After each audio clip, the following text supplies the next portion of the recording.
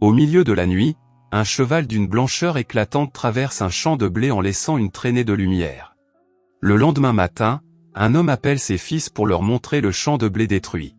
Le plus jeune d'entre eux, Ivan, attrape un hérisson en chemin. Lorsqu'ils arrivent enfin, le père leur montre le champ détruit, puis confie à Ivan la tâche de monter la garde pendant la nuit. Pendant sa garde, Ivan entend le hennissement d'un cheval. Le garçon monte sur la tour de guet pour vérifier l'origine du bruit. Dans un épais brouillard, il aperçoit un énorme cheval blanc. Ivan essaie de l'attraper avec une corde, mais le cheval s'enfuit en l'entraînant avec lui, tandis que le garçon crie qu'il va le vendre au marché de la ville et gagner de l'argent. Au bout d'un moment, le cheval tombe dans un marais et commence à se noyer. Ivan, cependant, le sauve rapidement en utilisant un moulin à grains pour le sortir de la fange. Après l'avoir sauvé, le mystérieux cheval verse une larme en signe de reconnaissance. Ivan, ému, libère le cheval après lui avoir fait promettre de ne plus jamais revenir et de ne plus jamais abîmer leur champ de blé. Ivan regarde le champ détruit, comprend qu'il sera puni par son père et s'endort dans l'écurie. Le lendemain matin, il se réveille et rencontre 2 chevaux noirs. Il entend soudain une voix et prend une fourche, prêt à se défendre. Ivan, lui, voit qu'il s'agit d'un petit cheval et tente d'attaquer, mais l'animal le repousse d'un coup de pied. Lorsque le garçon reprend ses esprits, le cheval parlant lui révèle que le cheval blanc qu'Ivan a rencontré la veille est sa mère et que les chevaux noirs sont un cadeau de sa part, tandis qu'il est là pour le guider. Pendant ce temps, le père d'Ivan hurle en voyant le camp détruit. Le cheval magique porte Ivan sur son dos et s'enfuit à toute vitesse du champ de maïs. Ivan révèle son intention de vendre les chevaux au marché, mais le cheval magique siffle bruyamment pour les appeler avant que la famille d'Ivan ne les capture. Lorsqu'ils arrivent au marché de la ville, tout le monde commence à marchander avec Ivan pour ses chevaux majestueux. Le cheval magique conduit Ivan au palais où il espère vendre les chevaux au roi. Malheureusement, le roi est occupé à chasser un moustique dans sa chambre jusqu'à ce qu'il le tue et que les courtisans l'applaudissent. Le roi s'habille et commence à fouiller la ville depuis son palais. Il voit Ivan avec des chevaux, pensant qu'il s'agit de chevaux royaux. Alors qu'ils proposent tous à Ivan d'acheter les chevaux, le roi et les courtisans arrivent pour récupérer les chevaux, mais Ivan les relâche en oubliant de prendre le paiement parce qu'il admire le roi et les courtisans. Après leur départ, le poulain lui rappelle le paiement, alors le cheval magique siffle à nouveau et les chevaux reviennent en courant vers lui et écrasent le roi dans un sac de farine, avec un poids de 1,5 kg. Ivan rit de la moquerie du roi, mais la peine encourue pour s'être moqué du roi est l'exécution. Heureusement pour lui, la peine de mort a été remplacée par une simple amende. Un courtisan rappelle au roi que les chevaux continueront à courir vers le garçon, et le roi demande donc à Ivan de venir travailler au palais. Ivan accepte et commence immédiatement à travailler dans le majestueux palais royal. Plus tard dans la nuit, le roi rêve qu'Ivan danse joyeusement alors qu'il est décapité. Le lendemain matin, sa haine pour Ivan grandit alors que le garçon gagne le cœur du peuple. L'un des courtisans suggère d'envoyer Ivan en mission pour trouver un oiseau de feu, un oiseau qui apparemment n'existe pas, et si le garçon ne le trouve pas, il sera exécuté. Malgré l'avertissement du cheval magique sur la difficulté de trouver l'oiseau de feu, Ivan insiste pour participer à la mission. Ils se rendent tous deux dans la forêt pour ramasser des noix qu'ils donneront à l'oiseau de feu. Le cheval magique empêche Ivan de les manger, disant qu'elles le feront dormir. Ils se rendent ensuite dans une oasis du désert, la maison de l'oiseau de feu. Il voit un avis indiquant la présence de sable mouvant et Ivan jette les noix. Au bout d'un moment, l'oiseau de feu sort de sous terre et commence à se nourrir des noix. Les noix commencent à intoxiquer l'oiseau de feu.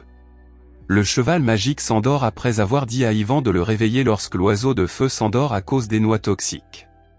Malheureusement, l'oiseau de feu les remarque et commence à les attaquer. Après un combat acharné, l'oiseau de feu s'endort enfin et Ivan le capture. Le lendemain matin, l'oiseau de feu est affaibli et verse une larme de feu qui détruit la botte d'Ivan. Ivan a pitié de l'oiseau et craint qu'il ne meure, il le libère donc et le laisse s'échapper. En s'envolant, l'oiseau de feu laisse une plume à Ivan. Le cheval magique leur suggère de s'enfuir car ils seront exécutés si l'oiseau de feu n'est pas remis au roi, mais Ivan insiste pour revenir. À leur retour au royaume, le roi ordonne leur exécution.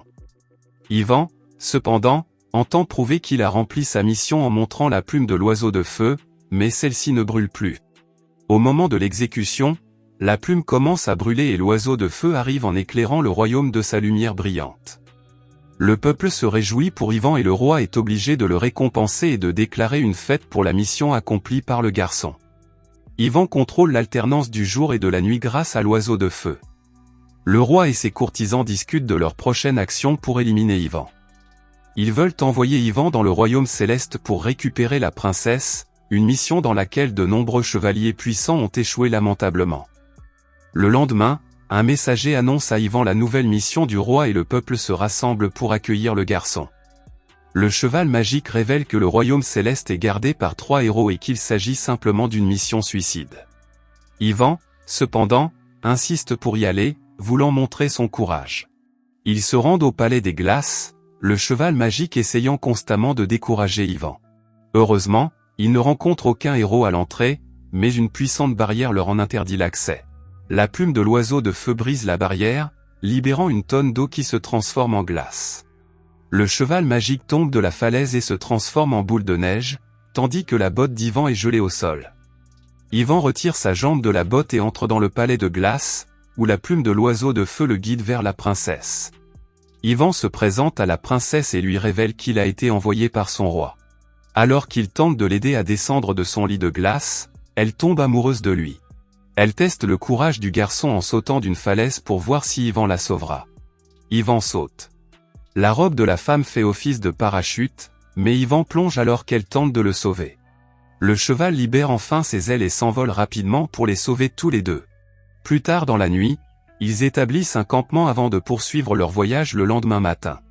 Au camp, le cheval magique conseille à Ivan de quitter la princesse et de s'enfuir, mais Ivan n'est pas d'accord. Il couvre la princesse de ses vêtements, l'admirant pendant qu'elle dort dans le froid. La princesse, qui écoutait leur conversation plus tôt, est déconcertée par la détermination du garçon.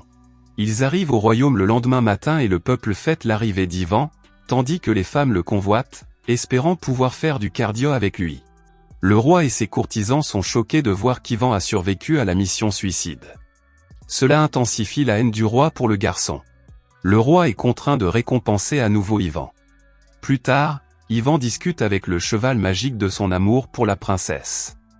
Il décide de lui offrir des fleurs et grimpe à la fenêtre de la chambre de la belle. Elle est heureuse de voir les fleurs, et Ivan se présente à elle avant qu'elle ne le repousse lorsque les courtisans entrent soudainement dans sa chambre. Il lui demande de choisir une robe pour rencontrer le roi. Elle décide de porter une robe d'homme et se rend au bal pour rencontrer le roi. La princesse confond le roi avec les autres courtisans, car elle s'attend à ce que le roi soit jeune, agile et séduisant, et non un vieil homme décrépit. Cela rend le roi furieux, mais la princesse ne le croit pas jusqu'à ce que le roi lui montre son visage sur le collier d'or. La princesse s'excuse de son insolence et prend la main du roi.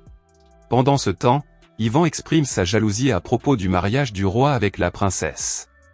Le roi dévoile son projet d'épouser la princesse le lendemain matin, mais celle-ci s'y oppose en disant qu'elle ne peut pas se marier sans l'anneau de sa grand-mère, perdu en mer.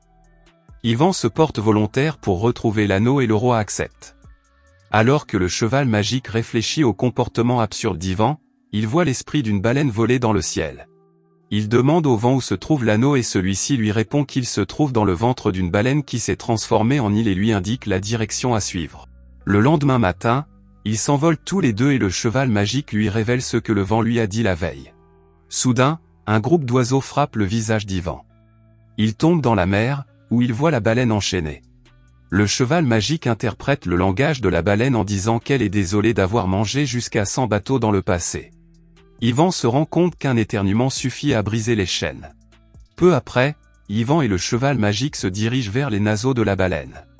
Le cheval utilise le bout de ses plumes pour chatouiller le nez de la baleine. Celle-ci éternue et brise ses chaînes, libérant ainsi les navires pris au piège. Ivan oublie cependant de récupérer l'anneau de la baleine, mais un crabe le lui donne et les deux amis rentrent chez eux. Plus tard, Ivan et le cheval magique se présentent à la fenêtre de la princesse pour lui remettre l'anneau. Pendant ce temps, les gardes et l'un des courtisans les observent à l'aide d'une longue vue. Ils découvrent que le petit cheval peut parler et le traitent de « démon ».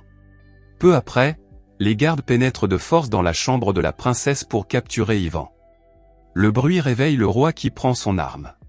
Il s'approche de la fenêtre où il aperçoit le cheval magique, tire sur lui et tombe à terre, tandis qu'Ivan est capturé. Ces crimes sont lus par le messager de la ville. Soudain, une jeune fille se présente à la porte de la princesse et la conduit à l'endroit où se trouve le cheval. La femme révèle au cheval magique qu'elle a parlé au roi de la recette de la jeunesse éternelle, qui consiste à faire bouillir 3 grandes marmites d'eau, de glace et de lait à 15 heures. Le lendemain, les courtisans prévoient d'utiliser Yvan pour tester la recette. La princesse révèle qu'elle peut annuler l'effet du contenu bouillant en laissant tomber l'anneau de sa grand-mère dans l'eau, la plume de l'oiseau de feu dans la glace et la fleur de vie et de mort dans le lait bouillant. Le petit cheval magique promet de récupérer la fleur. Les ailes du cheval ayant été blessées par le roi, il doit courir pour aller chercher la fleur. Pendant ce temps, le roi permet à Yvan de faire son dernier discours dans lequel il avoue son amour pour la princesse. Avant d'être poussé dans l'eau bouillante, la princesse fait rapidement tomber sa bague dans l'eau, ce qui pousse Yvan à sortir et à atterrir dans le pot de glace, où l'oiseau de feu laisse tomber sa plume et le fait tomber dans le lait bouillant. La princesse attend l'arrivée du petit cheval. Pendant ce temps, la fleur magique dit au cheval que celui qui la ramassera mourra, mais il n'hésite pas à la ramasser. Les gens pensent qu'Yvan est mort et commencent à partir. Mais à ce moment-là, le cheval laisse tomber la fleur dans le lait et Yvan s'en sort sain et sauf. Voulant lui aussi prouver son courage, le roi plonge dans l'eau bouillante, mais il est englouti par une bulle qui l'emporte au ciel. Le peuple se réjouit et fait d'Yvan son nouveau roi. Yvan et la princesse partent à la recherche du cheval magique et le trouvent en train d'attendre la mort dans les mots de la fleur. Mais la princesse explique que la fleur a dit cela pour tester le courage de ceux qui la ramassent, et les deux amis se retrouvent. Peu après, Yvan et la princesse sont couronnés rois et reines et le peuple fait la fête. Quel animal magique aimerais-tu avoir comme ami? Écris-le dans les commentaires et abonne-toi à la chaîne pour d'autres vidéos comme celle-ci.